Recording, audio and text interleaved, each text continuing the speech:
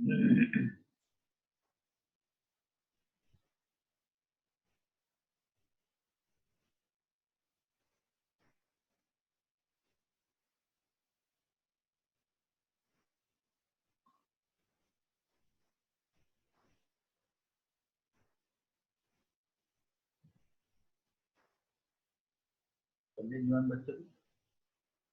तो ज्वाइन नहीं किया है मैंने।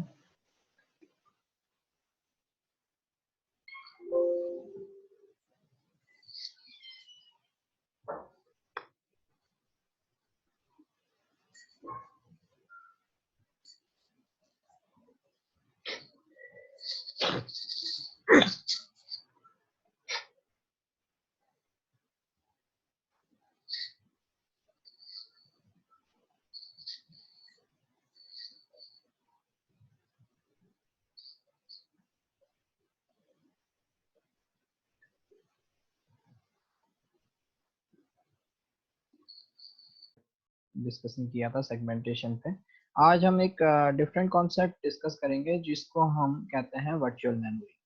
तो अब ये वर्चुअल मेमोरी का कॉन्सेप्ट क्या है? वर्चुअल मेमोरी बेसिकली एक ऐसी मेमोरी है जो अ, आपका प्राइमरी मेमोरी का पार्ट नहीं है, पर उसको हम कुछ इस तरीके से ट्रीट कर रहे हैं जैसे कि वो प्राइमरी मेमोरी का पार्ट हो। या फिर जैसे कि सपोज हमारे पास 4 GB रैम है, और वर्चुअल मेमोरी आपने देखा होगा कई बार कि वर्चुअल मेमोरी 4+4 GB जो है एडिशनल ऐड हो जाती है। तो आप कई बार देखेंगे कि आपके जो प्रोग्राम लोडेड हैं वो जितनी आपकी अवेलेबल आपकी रैम है उससे ज़्यादा, उसके ज़्यादा जो कैपेसिटी है उससे ज़्यादा के आपने प्रोग्राम रन करना है। जैसे कई बार आपने देखा होगा कोई गेम आप रन करते हो तो वो गेम अपने आप में ही 4-4 GB का होता है। ठीक है, तो इसके लिए हम एक कॉन्सेप्ट यूज करते हैं जिसको जो थोड़ा बहुत मैच करता है आपका डायनेमिक लोडिंग से। आपको याद होगा डायनेमिक लोडिंग में हमने कहा था कि किसी भी प्रोसेस का वो रूटीन जो अभी यूज नहीं हो रहा है उसको हम सेकेंडरी स्टोरेज में ही रहने देंगे और उसको तभी लोड करेंगे प्राइमरी मेमोरी में जब उसकी जरूरत पड़ेगी। तो थोड़ा बहुत उससे कॉन्सेप्ट मैच करता है डायनेमिक लोडिंग से, पर यहाँ पे ये है कि हम उसको ऐसा नहीं है कि उसको मतलब हम ये समझ लो कि उसको कुछ कुछ कह रहे हैं। नहीं था, ओके। सब लोग का मैसेज तो हो गया होगा। ओके, तो हम कहते हैं कि आपका ये जो आपका, हाँ, तो वहां पे हम उसे लोड ही नहीं करते थे, पर यहाँ पे हम लोड तो करते हैं पर हम उसको प्राइमरी मेमोरी या फिर रैम में ना लेके हम उसको सेकेंडरी स्टोरेज में ही एक स्पेशल स्पेस होता है जिसको हम वर्चुअल मेमोरी कहते हैं, वहां पे हम उसको लोड कर देते हैं। ठीक है, तो ये स्पेशल चीज है, ये स्पेशल है, थोड़ा सा अलग है आपका डायनेमिक लोडिंग से। ठीक है, तो जहाँ पे वर्चुअल मेमोरी का कॉन्सेप्ट आएगा, वर्चुअल मेमोरी जहाँ पे भी बात आएगी वहां पे हमेशा डिमांड पेजिंग आएगी, क्योंकि डिमांड पेजिंग के बेस पे ही आपका वर्चुअल मेमोरी का कॉन्सेप्ट, डिमांड पेजिंग के बेस पे ही आपका एस्टेब्लिश होता है। तो बेसिकली वर्चुअल में आपको सबसे पहले ये बताना चाहिए वर्चुअल मेमोरी क्या है। वर्चुअल मेमोरी बेसिकली एक ऐसी वो है आपकी जहाँ पे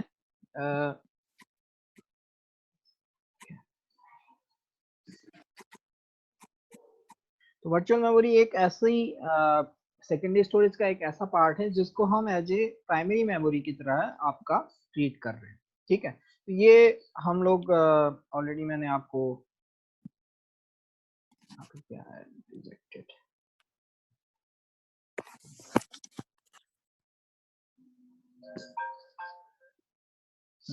तो एक मिनट, हाँ थोड़ा सा डिस्ट्रैक्शन हो रहा है उससे। ओके, तो वर्चुअल मेमोरी का हमने डिस्कस कर लिया, तो इसमें हम कुछ चीजें डिस्कस करेंगे जैसे copy on write, page replacement, allocation of frames, thrashing, memory mapped files, allocating kernel memory. ये बाकी चीजें तो उतनी वो नहीं रहेंगी। हमारा ये थ्रेशिंग तक जो पार्ट है ये इम्पोर्टेंट रहेगा। Basically page replacement, allocation of frames. Page replacement मतलब कि आपका प्राइमरी मेमोरी में यदि कोई नया पेज आपको लेना है, लाना है, तो कौन सा पेज आपका रिप्लेस होगा, ठीक है। और एलोकेशन ऑफ फ्रेम्स, आपका रैम में कौन सा फ्रेम उस पेज को एलोकेट होगा, ये सब कुछ जो है ये आपका डिमांड पेजिंग के अंदर आएगा, ठीक है। तो अभी हम इसको डिस्कस करेंगे। तो इसका to describe the benefit of virtual memory and to explain the concept of demand paging, page replacement algorithm, allocation of frames। तो ये काफ़ी इम्पोर्टेंट टॉपिक है उस सेंस में। इसमें भी आपके कुछ न्यूमेरिकल बनते हैं, जैसे मैंने आपको कुछ न्यूमेरिकल्स बताए कि आपके मतलब फेवरेट टॉपिक्स हैं ऑपरेटिंग सिस्टम के जहाँ से न्यूमेरिकल्स बनते हैं। तो इसमें ये भी एक पार्ट है जहाँ से न्यूमेरिकल आपका बनेगा, ठीक है। तो हमारा प्रोसेस शेड्यूलिंग में मैंने आपको बताया था, वहाँ से एक न्यूमेरिकल बनता है आपका, जो हमने वो डिस्कस किया था। आपका भी मेमोरी मैनेजमेंट, वहाँ से भी एक दो न्यूमेरिकल बनते हैं। कल हम लोगों ने जो है न्यूमेरिकल्स काफ़ी डिस्कस किए थे। मैं कल के लेक्चर जो है अपलोड कर दूंगा यूट्यूब में। कल काफ़ी लोग प्रेजेंट नहीं थे, ठीक है। तो वो लोग जरूर एक बार वो कर लें, क्योंकि उसमें हमने काफ़ी कुछ चीज़ें डिस्कस की, कुछ न्यूमेरिकल डिस्कस किए और सभी लोगों ने उसको सॉल्व किया था। तो उसको जरूर वो कर लें, और अनसॉल्व क्वेश्चन हम लोगों ने सॉल्व किए थे कल, ठीक है। तो कल की क्लास का जो है एक बार रिव्यू जरूर कर लेना सब। ओके, तो हमारा ये ऑब्जेक्टिव है। अच्छा, अब हम थोड़ा सा बैकग्राउंड में आते हैं इसका। Virtual memory, separation of user logical memory from physical memory. Only part of the program needs to be in memory for execution.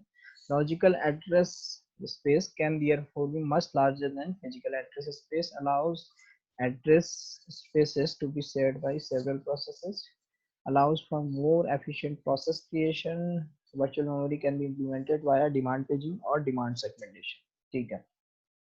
तो यहाँ पे मैंने ऑलरेडी आपसे बोला कि प्रोग्राम का कुछ पार्ट ही, जो प्रोग्राम आपको एग्जीक्यूट कराना है या फिर हम प्रोसेस कह सकते हैं, उसका कुछ पार्ट ही आपका प्राइमरी मेमोरी में रहेगा और बाकी पार्ट उसका सेकेंडरी स्टोरेज में रहेगा। तो आप मतलब जब सीपीयू एग्जीक्यूट करा रहा है या फिर ऑपरेटिंग सिस्टम देख रहा है, तो वो प्रोसेस पूरी, तो उसके पर्सपेक्टिव में तो पूरी की पूरी है, यानी वो लॉजिकल एड्रेसेस तो पूरी प्रोसेस के जनरेट करेगा। पर इट माइट बी पॉसिबल कि पर्टिकुलर कोई लॉजिकल एड्रेस जो जनरेट कर रहा है वो अभी रैम में ना हो। जैसे हमने वहाँ पे डिस्कस किया था मेन मेमोरी एलोकेशन में, पेजिंग और सेगमेंटेशन में, वहाँ पे डायरेक्ट मैपिंग होती थी लॉजिकल एड्रेस की रैम में। तो यहाँ पे ये पार्ट थोड़ा सा वो हो जाएगा। हो सकता है कि जो पेज जो सीपीयू जनरेट कर रहा है जिस पेज का address, it might be possible वो रैम में नहीं। तो रैम में नहीं होगा तो क्या होगा, वो आपका सेकेंडरी स्टोरेज से, जिसको हम वर्चुअल मेमोरी कहेंगे, वर्चुअल मेमोरी से उठ के प्राइमरी मेमोरी में आएगा और प्राइमरी मेमोरी में आने के बाद फिर एक्सेस होगा, ठीक है। तो यहाँ पे थोड़ी सी प्रोसेस बढ़ गई। इसमें प्रॉब्लम इसमें क्या है कि उस पेज को एक्सेस करने में थोड़ा ज़्यादा टाइम लगेगा सीपीयू को, लेकिन ये तो इसका नेगेटिव है कि आपको उसको एक्सेस करने के लिए आपको सेकेंडरी स्टोरेज का वेट करना पड़ेगा। तो मैंने आपको ऑलरेडी बताया हुआ है कि रैम रैम से एक्सेस करना ही डेटा काफ़ी स्लो कर देता है प्रोसेस की प्रोसेसिंग को। पर यदि हम और एक लेवल नीचे जाएंगे, यानी सेकेंडरी स्टोरेज हार्ड डिस्क से उठाएंगे डेटा, तो थोड़ा और ज़्यादा डिले हो जाएगा, यानी प्रोसेस एग्जीक्यूशन में और ज़्यादा टाइम लगेगा हमारा, राइट। तो हम, ये तो इसका डिसएडवांटेज है, लेकिन एडवांटेज क्या है कि आप पूरा प्रोसेस लोड कर पा रहे हैं। आपके पास प्राइमरी मेमोरी में जगह नहीं है, उसके बाद भी आप लोड कर पा रहे हैं, ठीक है। तो ये इसका वो है। तो आपने देखा होगा कि मोस्टली यदि आप देखेंगे, आपका जो ऑपरेटिंग सिस्टम की सी ड्राइव में है, वहाँ पे एक पेजिंग फाइल बनी रहती है, जो पूरा का पूरा पेजिंग सिस्टम को कंट्रोल करती है, ठीक है। तो इस तरीके से वो मेमोरी जब रन एग्जीक्यूशन होता है वो चेंज होती रहती है, ठीक है।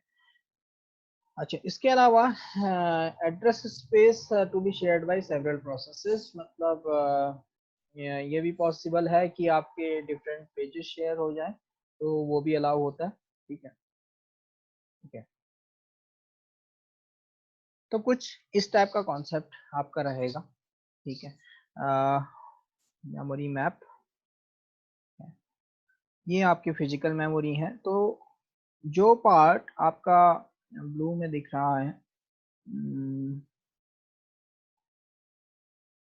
हाँ, ठीक है।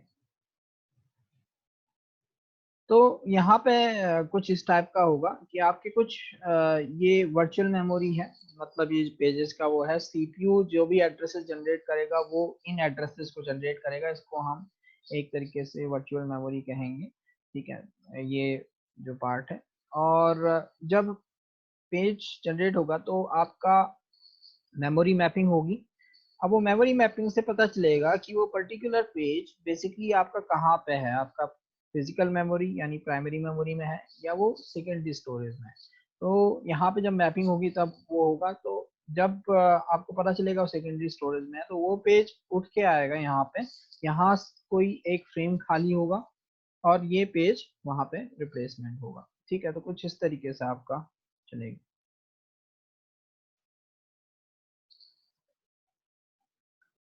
ठीक है, तो ये वर्चुअल एड्रेस स्पेस बनता है इसमें। वहाँ पे हमारा लॉजिकल एड्रेस स्पेस जो है, लॉजिकल एड्रेस स्पेस को कई बार वर्चुअल एड्रेस स्पेस भी कहते हैं। तो कुछ इस तरीके का आपका किसी प्रोसेस का आपका वर्चुअल एड्रेस स्पेस बनता है।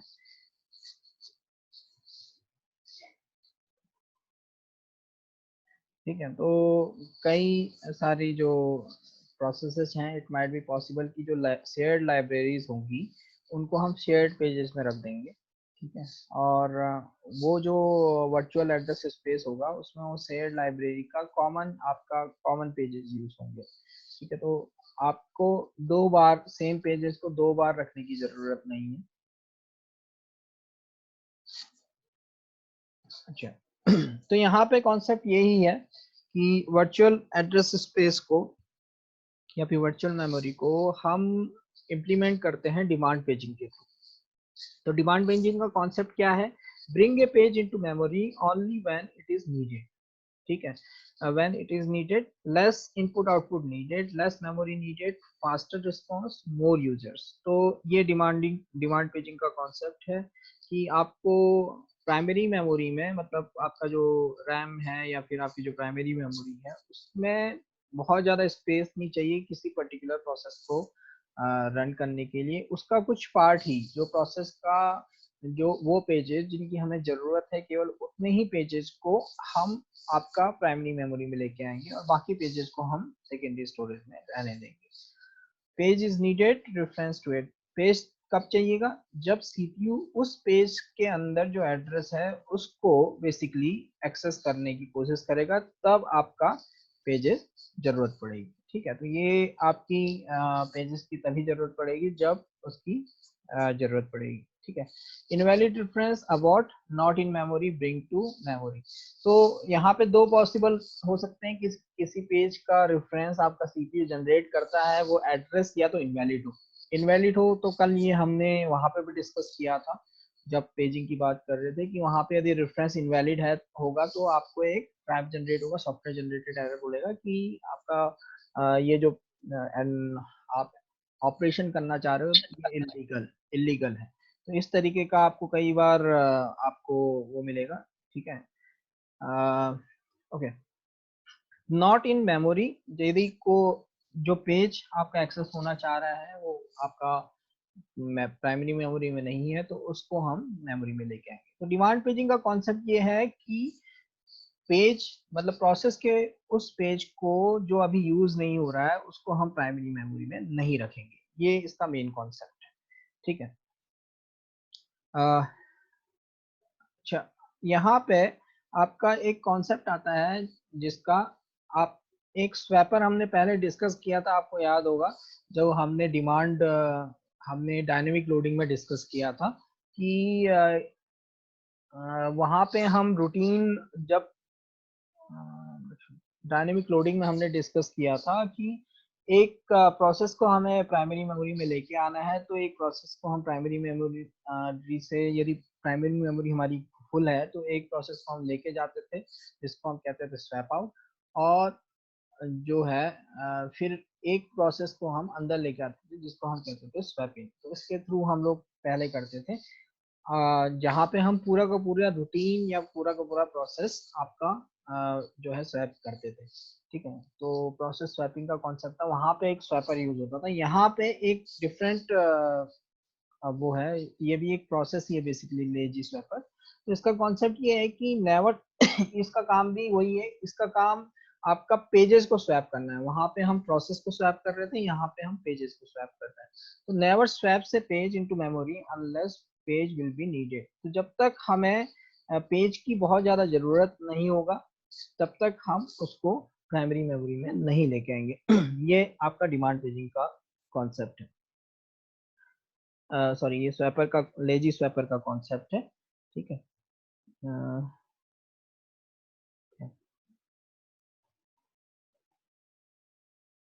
तो एक प्योर डिमांड पेजिंग का कॉन्सेप्ट आता है, परफॉर्मेंस टेबल से रिप्लेसमेंट। चलो ठीक है, यहीं पे इसको यहीं पे करते हैं और डिमांड पेजिंग।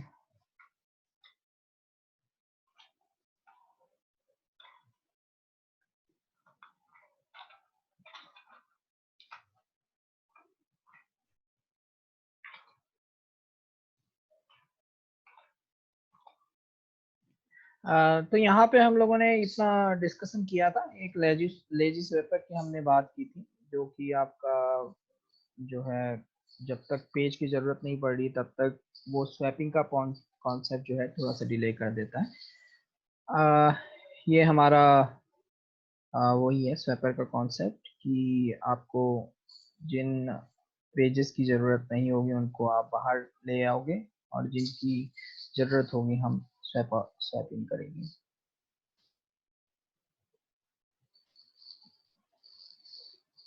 ओके, तो यहाँ पे आपका पेजिंग का हमने ऑलरेडी डिस्कस किया हुआ था कि जो जो पेजेस आपके यूज हो रहे थे उनको, या जो आपके बेसिकली पेज टेबल की एंट्री हम लोगों ने डिस्कस की थी कि जो पेजेस आपके यूज नहीं हो रहे थे या जो अभी प्राइमरी मेमोरी में नहीं है तो उनको हम मार्क कर देते हैं इनवैलिड से। हमने पहले ही डिस्कस किया था कि आपकी एक पेज टेबल होती है हर प्रोसेस की, तो वो पेजेस जो आपके प्राइमरी मेमोरी में हैं उनको हम करते हैं मार्क वैलिड से। ठीक है, तो उनके अकॉर्डिंग हमें फ्रेम नंबर मिल जाएगा। और जो पेजेस अभी जो हैं अभी आपके नहीं है इसमें, उनको हम वो करते हैं। ठीक है, तो जब भी आपका कोई ऐसे पेज की एक्सेस करने की कोशिश करता है आपका सीपीयू जो कि इसमें नहीं है, आपके पेज टेबल में नहीं है, तो आपका एक जो है पेज फॉल्ट क्रिएट होता है। यानी आपके पेज टेबल में वो पेज होना चाहिए पर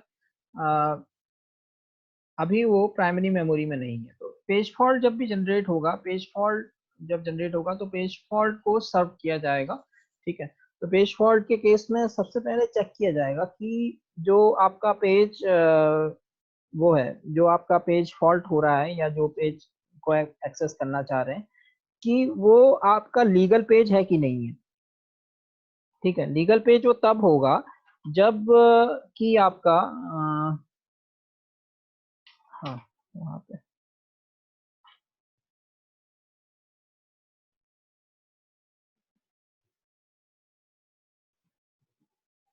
इसका पूरा एक परफॉर्मेंस ऑफ डिमांड पेजिंग, यहाँ पे पूरा पेज फॉल्ट रूटीन है, हम सब इसने डिस्कस किया। हाँ,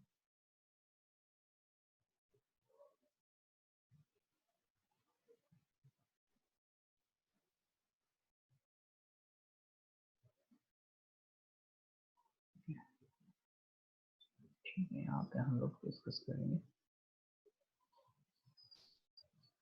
ठीक है, तो हम लोग यहाँ पे डिस्कशन कर रहे थे कि वैलिड है या इनवैलिड वो है। तो जब भी आपको वो पेज जो है यहाँ पर नहीं मिलेगा आपका, ठीक है, प्राइमरी मेमोरी में आपका नहीं मिलेगा तो एक पेज फॉल्ट जनरेट होगा। और जब पेज फॉल्ट जनरेट होगा तब सबसे पहले तो हमें चेक करना पड़ेगा कि जो पेज एक्सेस करना चाह रहा है वो प्रोसेस, वो एक्चुअल में प्रोसेस का पार्ट है कि नहीं है। ये हमने, आपको याद होगा कि जब हमने पेजिंग टेक्निक डिस्कस की थी तो वहां पे भी वैलिड इनवैलिड बिट का कॉन्सेप्ट डिस्कस किया था। वहां पे वैलिड इनवैलिड बिट का क्या कॉन्सेप्ट था कि आपके जो पेजेस, हमने कहा था कि पेजेस सपोज 5 या 6 हैं, पर हमारी जो बिट्स हैं या पेज टेबल है वो अकॉर्डिंग टू एड्रेसेस होगी। तो addresses it might be possible कि 5 या 6 पेजेस के अलावा भी कहीं और चले जाएं, यानी 7वां या 8वां पेज एक्सेस करने की कोशिश करें, जो कि वैलिड नहीं है। क्यों? क्योंकि हमारी प्रोसेस में तो केवल 5 या 6 पेजेस हैं। ठीक है, तो 7वें और 8वें पेज को एक्सेस नहीं करना चाहिए। तो यहाँ पे पेज फॉल्ट दो कारण से हो सकता है। एक पेज फॉल्ट तो ये हो सकता है कि वो जो पेज है वो आपका प्राइमरी मेमोरी में नहीं है, इसके कारण पेज फॉल्ट हो रहा है। दूसरा ये हो सकता है कि वो जो पेज आप एक्सेस करना चाह रहे हो वो प्रोसेस में ही नहीं है, यानी वो इनवैलिड पेज है बेसिकली। ठीक है, तो पहले हमें ये चेक करना पड़ता है कि वो जो पेज फॉल्ट हो रहा है वो इनवैलिड पेज के कारण तो नहीं हो रहा है। यदि इनवैलिड पेज के कारण होगा तो फिर हम कहेंगे, हम सिस्टम को बोल देंगे कि नहीं, ये जो आप एक्सेस करना चाह रहे हो या प्रोसेस को एक ट्रैप चले जाएगा या सीपीयू को एक ट्रैप चले जाएगा कि जो एक्सेस करना चाह रहा है वो एड्रेस वो लीगल नहीं है, क्योंकि वो प्रोसेस में एग्जिस्ट ही नहीं कर सकता। सपोज ये 5 पेजेस ही होते हैं इस प्रोसेस में, और हम छठे और 7वें पेजेस की अज्यूम करके उसका एड्रेस जनरेट कर देते हैं। अब वो पेज है ही नहीं यहाँ पे, तो एक्सेस कैसे होगा, राइट? तो ये प्रोसेस हमने वो की थी। तो पेज फॉल्ट दो केसेस में होता है, हमने ऑलरेडी डिस्कस कर लिया इसको। Okay, if there is a reference to a page, first reference to that page will trap to operating system। तो जब भी रेफरेंस होगा, ठीक है, there is a reference to page, तो अब हम प्योर डिमांड पेजिंग की बात कर रहे हैं यहाँ पे। तो स्टार्टिंग में जब भी कोई प्रोसेस को एक्सेस करने की कोशिश करेगा तो उसका एक भी पेज अभी प्राइमरी मेमोरी में लोड नहीं होगा। तो पहला जो, यानी पहले पेज को रेफरेंस करेगा वो आपका ऑपरेटिंग सिस्टम को एक ट्रैप करेगा। क्यों? क्योंकि वो पेज अभी अवेलेबल है ही नहीं। तो पेज फॉल्ट अकर होगा, operating system looks at another table to decide invalid reference और abort just not in memory. तो यहाँ पे ऑपरेटिंग सिस्टम डिसाइड करेगा कि वो जो पेज एक्सेस करने की कोशिश कर रहा है वो कहीं इनवैलिड रेफरेंस तो नहीं है। ऐसा तो ना हो, ऐसा तो नहीं है कि प्रोसेस की जितना प्रोसेस का वैलिड एड्रेसेस है, मतलब एक लिमिट जहां तक है प्रोसेस की, उससे ज्यादा का वो एक्सेस करना चाह रहा है। जो हमने ऑलरेडी डिस्कस किया, प्रोसेस में 5 पेजेस हैं, वो छठे और 7वें या 8वें पेज को एक्सेस करने की कोशिश कर रहा है। यदि वो करेगा तो वहां पे वो कहेगा कि इनवैलिड रेफरेंस है और अबॉर्ट कर देगा। अब दूसरा केस ये है कि पेज जो एक्सेस करना चाह रहा है वो वैलिड पेज है, पर वो केवल मेमोरी में नहीं है। तो क्या करेगा ऑपरेटिंग सिस्टम? सबसे पहले ऑपरेटिंग सिस्टम एक एम्प्टी फ्रेम डिसाइड करेगा कि आपका प्राइमरी मेमोरी में यदि मैं पेज नया लेके आ रहा हूँ तो मुझे एक एम्प्टी फ्रेम चाहिएगा। तो सबसे पहले वो एम्प्टी फ्रेम करेगा। ठीक है, अब यदि उसे एम्प्टी फ्रेम मिल जाता है तो उस पेज को जिसकी एक्सेस थी उसको वापस उसको वो सेकेंडरी स्टोरेज से आपका प्राइमरी मेमोरी में लेके आएगा। ठीक है, अब पेज टेबल को रिसेट कर देगा और वो आपका जो फ्रेम नंबर, जिस फ्रेम पे वो लेके आया था उस फ्रेम नंबर को अपडेट कर देगा वहां पे, और उसकी वैलिड बिट को जो है वी कर देगा। ठीक है, ये यही कॉन्सेप्ट हुआ यहाँ पे। मान लो जो प्रोसेस थी, जो प्रोसेस एग्जीक्यूशन हो रहा है, उसने बी पेज को एक्सेस करने की कोशिश की। ठीक है, बी पेज को एक्सेस, सपोज इसका मान लो इसके 100 बाइट का सपोज एक पेज है, तो ये 0 से 99 तक ये चलेगा, 100 से 199 तक ये चलेगा, तो इस तरीके से चलेगा। सपोज जो सीपीयू है उसने एड्रेस जनरेट किया 125 लॉजिकल एड्रेस। अब 125 इसका मतलब वो बी, अच्छा हमारा टाइम अभी 10 मिनट है। ओके, तो जो 125 जो एड्रेस जनरेट कर रहा है सीपीयू वो कहाँ पे पड़ेगा? आपका बी पेज में। ठीक है, अब बी पेज आप देखो, सबसे पहले चेक होगा कि 125 एक वैलिड एड्रेस है कि नहीं है। तो 125 एक वैलिड एड्रेस है, ठीक है, क्योंकि वो इस प्रोसेस की लॉजिकल मेमोरी में है, यानी उसमें वैलिड है। तो पहला वाली स्टेज स्टेज क्लियर होगी। अब दूसरी स्टेज कि वो कौन से पेज में वो कर रहा है। तो फर्स्ट पेज मतलब पेज 1 पे वो कर रहा है। अब पेज 1 की टेबल एंट्री देखी जाएगी। अब पेज 1 की टेबल एंट्री से पता चलेगा कि वो अभी प्रेजेंट नहीं है यहाँ पे, ठीक है, तो इनवैलिड बिट है यहाँ पे, ठीक है। तो उसको कहाँ से लाया जाएगा, सेकेंडरी स्टोरेज से बी को उठा के लाया जाएगा। सपोज फ्रेम नंबर 1 पे ऑपरेटिंग सिस्टम ने डिसाइड किया फ्रेम नंबर 1 पे ले गया, तो बी आएगा फ्रेम नंबर 1 पे, और यहाँ पे 1 की जगह पे यहाँ पे जो एम्प्टी है ये हो जाएगा आपका 1, और ये वैलिड बिट हो जाएगी बी, ठीक है। तो इस तरीके से आपका पेज फॉल्ट सर्विस रूटीन कहते हैं, ठीक है, इसको कहते हैं page fault service routine.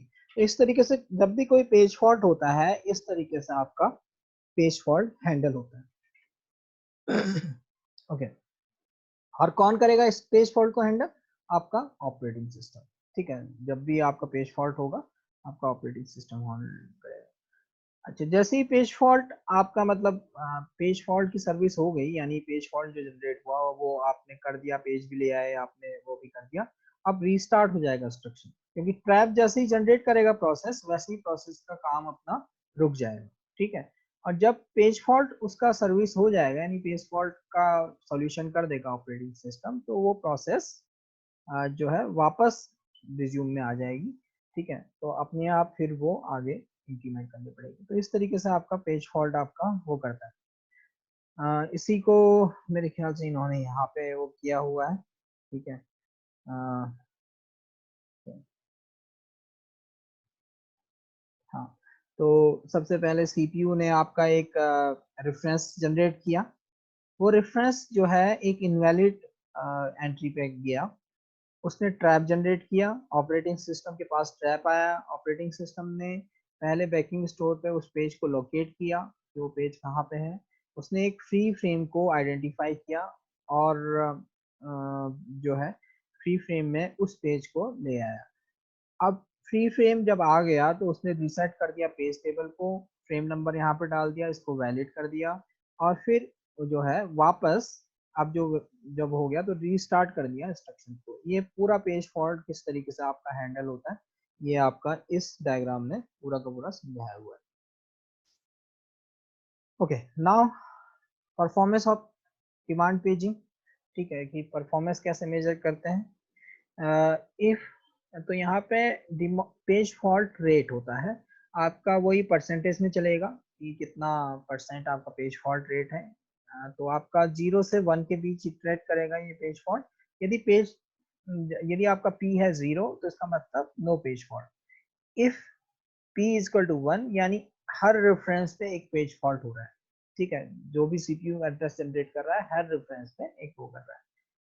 Okay, तो आपको पेज फॉल्ट आपको बताया हुआ हो कि आपका पेज फॉल्ट का रेट कितना है, और आपको निकालना हो कि इफेक्टिव एक्सेस टाइम कितना होगा। अगेन जैसे ये हम लोगों ने वहां पे निकाला था, आपको याद होगा टीएलबी में टीएलबी हिट टीएलबी मिस की बात की थी, वही कॉन्सेप्ट यहाँ पे भी है कि आपका पेज का रेफरेंस हो रहा है, पेज हमारा प्राइमरी मेमोरी में है कि नहीं है, उसकी परसेंटेज कितना है, ठीक है। तो ये पेज फॉल्ट हमारा बताएगा कि क्या परसेंटेज है। तो इसके बेस पे एक न्यूमेरिकल यहाँ पे छोटा सा बन सकता है, ठीक है। तो सपोज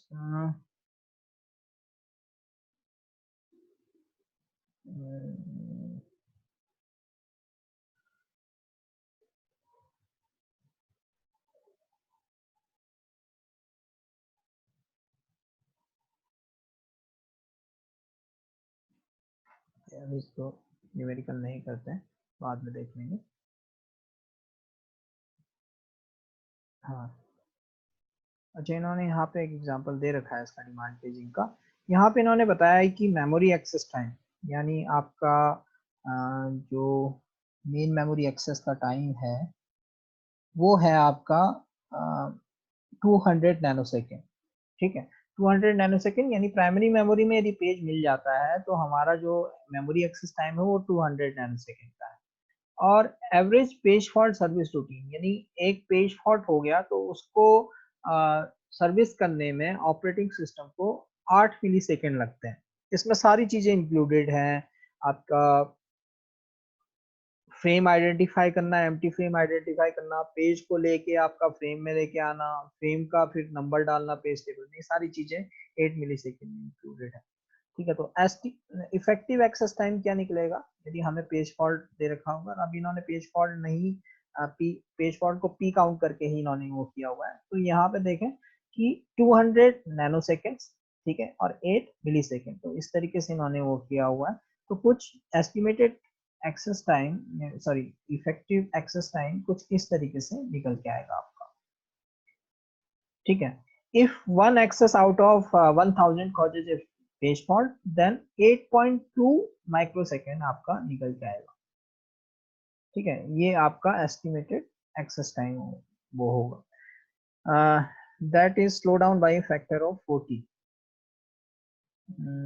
40, हाँ ठीक है। ये यदि आपका सारे के सारे पेजेस आपके उसमें मिलते प्राइमरी मेमोरी में तो 200 नैनो सेकेंड होता एक्सेस टाइम, और क्योंकि वो सारे वहां नहीं मिल रहे हैं तो ये आपका 8.2 माइक्रोसेकेंड के करीब आ रहा है। यदि आपके 1000 केसेस में से एक पेज फॉल्ट होता है तो 1000 केसेस में से एक पेज फॉल्ट यानी 1/1000, ये आपका पी हो जाएगा। ठीक है, पी हो जाएगा आपका 1/1000। तो उससे यहाँ पे इन्होंने कैलकुलेट किया हुआ। ठीक है, ये आप आपका process creation virtual memory allows copy on write memory mapped files. तो copy on write to initiate the same pages if either process has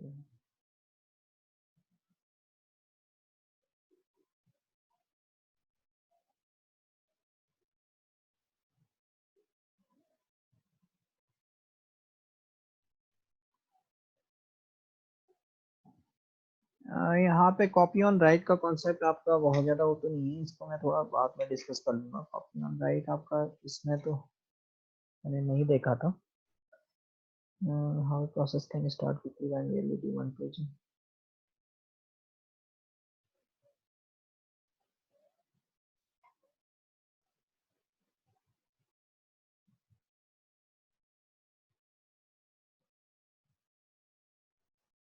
okay, तो आपको याद होगा कि यहाँ पे अभी आया।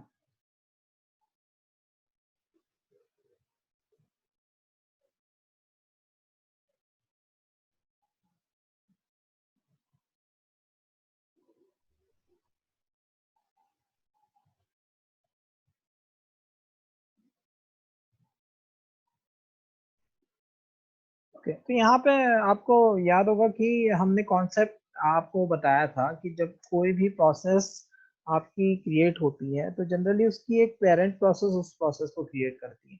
तो पेरेंट प्रोसेस का आपको याद होगा कि जब हम करते थे तो क्या करता था पेरेंट प्रोसेस, यदि एक चाइल्ड प्रोसेस क्रिएट करनी है तो एक फॉर्क करता था, यानी बेसिकली अपनी ही एक कॉपी जनरेट करता था। ठीक है, तो अपनी कॉपी जनरेट करता था और उस कॉपी में ही ओवरराइट होता था उसका चाइल्ड प्रोसेस का जो भी आपका कोड है वो ओवरराइट होता था। तो यहाँ पे कॉपी ऑन राइट का कॉन्सेप्ट उसी से मैच करता है कि कॉपी ऑन राइट में ये है कि both parent and child process initially share the same pages in the memory. तो जब आपकी प्रोसेस जब क्रिएट होगी तो उस समय चाइल्ड प्रोसेस के पास, क्योंकि चाइल्ड प्रोसेस जो है उसके पास अपना कोड इनिशियली नहीं है, तो इसलिए इनिशियल में कॉपी ऑन राइट हम अलाउ करते हैं, यानी बोथ पेरेंट और जो चाइल्ड प्रोसेस है दोनों सेम पेजेस को आपका वो करता है, क्योंकि चाइल्ड प्रोसेस का भी वही कोड होता है जो पेरेंट का होता है। जैसे हमने फॉक में बताया था, फॉक एग्जैक्ट कॉपी बनाता है। अच्छा, ये खत्म होने वाला है इसका टाइम मीटिंग का, तो हम इसको जो है फिर से वो कर लेते हैं। आपकी 12 बजे से क्लास है, मैं 15 मिनट की एक और क्लास 15 मिनट कंटिन्यू करूंगा, उसके बाद आप जो है दोबारा दूसरी क्लास अटेंड कर लेंगे। आप रिज्वाइन कर लो, मैं रीस्टार्ट कर रहा हूँ।